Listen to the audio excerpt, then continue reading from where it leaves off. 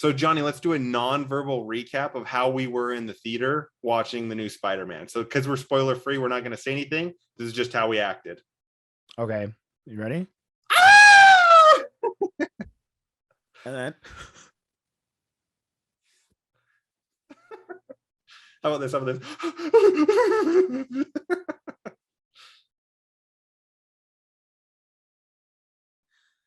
Johnny, is that you? Did you just come back from Spider-Man? You actually saw a film on time? I mean, it was 2 days late, but it was on time for me. It wasn't really 2 days late because like the If first day it I comes out, it's not really, it's like a half day. That doesn't count. So I saw it yesterday. You saw it today. dude, my rule of thumb is if I'm 5 minutes late, I'm 10 minutes early. So let's go. I like that. That's a good rule. Okay, here's my question for you, Johnny. Do you want to do a spoiler-free review with me? Yeah, let's give the knights at home a chance to watch it. So let's do a quick spoiler free and then let's go hard for a few minutes. Yeah, and then we'll also post a spoiler-filled video tonight as well. So we're gonna do both. We're gonna be the hand strikes and delivers a flower. That's beautiful. I love it. Okay, Johnny. First question: did you cry in the film? Oh, absolutely. You did. You did cry. Yeah, of course. I teared up a little bit, but I didn't cry. To For those knights who know me, I'm a little older, so the Spider-Man has been with me for a while. I have the little displays right here. So I've been a fan of Spidey for a long time. I mean, look at my chair. Yeah. So of course I'm gonna cry. I got teary-eyed, but I didn't cry. I'm gonna have to ask another party member about this later on. Yeah, you can ask my wife if I was weeping in the theater or not. Okay, so I kind of wanted to do a spoiler-free version, just like we're going to grade a couple different aspects of the film so people can get an idea of like how much we liked it, and we'll give it an overall grade. So, Johnny, how was the plot? Maybe It was like a good plot. It was a good plot. A to B or 9 out of 10, something like that. What would you give? I mean, it was very weird for me because at first, you get the hype going of people talking about it, and that backfires a little because then you have the bar so high. Right. I started the movie at about an 8, and then right before it hits the climax, I had it at like 9.8. Cool. That was what I would say out of all the things. Like the plot was fun, and so I'll give it like an 8.5. Like it wasn't the most amazing plot I've ever read, but it didn't necessarily take away from the film. No, there was some redundancies, which you're gonna get regardless of a tale as old as time, but not enough that you're like, boo. Well, and it kind of let people, because the plot wasn't so complicated, it kind of let some of the performances shine, which leads me to my next one. What did you think of the performances? I don't know why I always forget this, but there's this meme that's like everyone needs a Sam, like Samwise.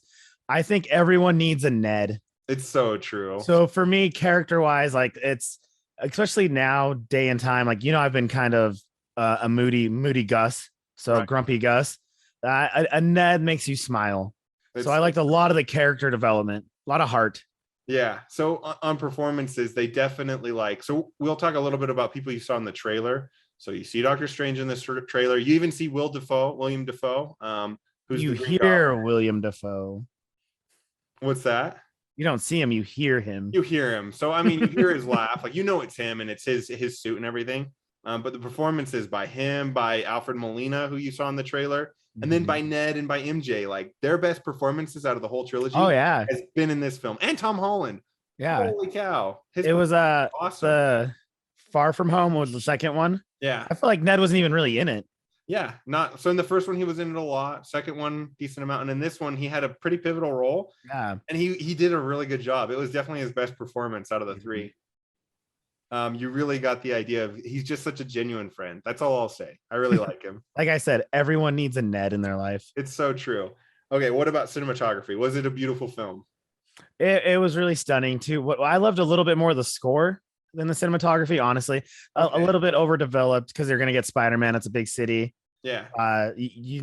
Over the top stuff. So for me, it was pretty good. It wasn't like eye-opening, nothing new, but the score was really big for me. Yeah. There's emotions. Oh yeah. For me, on cinematography, there's a scene where Peter Parker is kind of out in the woods swinging. This isn't a spoiler. He's just out in that kind of demographic, and it's like a sunrise, and it is beautiful. There were a few scenes like that where it's just really pretty.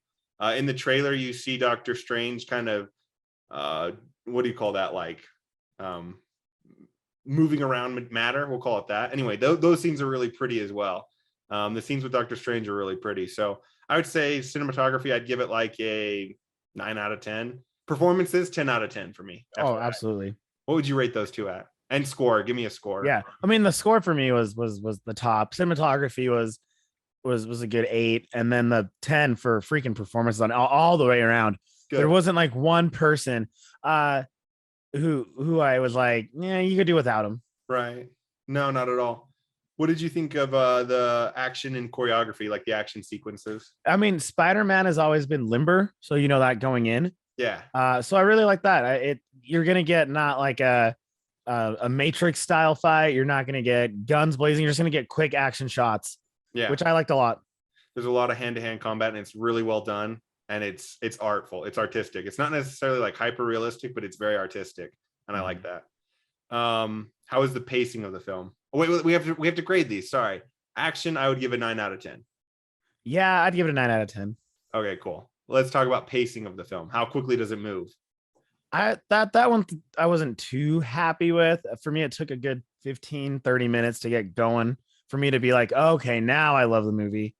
So pacing for me, I'd give a 7. That's just me. Right. I agree with that. I would give it that 7 or an 8. Yeah. I was never bored. It goes good. I was never bored, so I'll give it an 8. But I agree with you. Like it could have been different. Like the little bit of the beginning was a little bit. The first 15 minutes were a little like right. It was just like I don't know too if it was like the hype of the movie. So I was waiting for it to kick in, because once it kicks in, it kicks in. So I always tell everyone, just enjoy the ride. Yeah, once something happens, like you're like, holy cow. And then it wasn't bad at all after that for me. Yeah, it goes quick, and everyone knows like the end of Far From Home. Far From Home. Yeah. Is like the end of it is when they reveal who he is. So they have to sort that out real quick while picking up the next movie. So that for me, it just took a little too long. Right. We'll talk a little bit more about that in our spoiler review. All right, last two. Character development. What did you think of the character development, like character arcs throughout the film? I think it was expanded more. Yeah. There wasn't too much of a. There was growth. Sorry. There was a lot of growth. There's a lot of growth. Yeah, there are some characters that didn't grow. Like we can't really get into it without saying spoilers, but I can think of like a couple off the top of my head where like really big character arcs. No spoilers, but a little incentivizing to watch the second half of this. There's a lot of cool stewardship mentorships that I wasn't expecting. Yeah, in this that helped the other characters develop. It's true. Yeah. So even one that we can talk about because they were in the trailer is even Doctor Strange. Like was he a good mentor? Was he a bad? But he definitely had an influence in terms of Peter's arc, in my opinion, because Peter's going to have an arc. Okay, last one, because we're going to get into spoils if I keep talking. World building. What did you think of the world building? It's hard. That world's already so built. Right. I guess I should rephrase it. Like, did it stay true to the world? Is my question. Like, yeah. We break the rules of the world. Is what? No. I mean, with Doctor Strange, you can manipulate time and space. So yeah, you can break every rule with Doctor Strange. But because Doctor Strange was in it, it was able to be done for me. So I give it a good 8. Like Perfect. It wasn't. It built it a little bit. It didn't ruin anything. I'm not like, this isn't plausible. Right.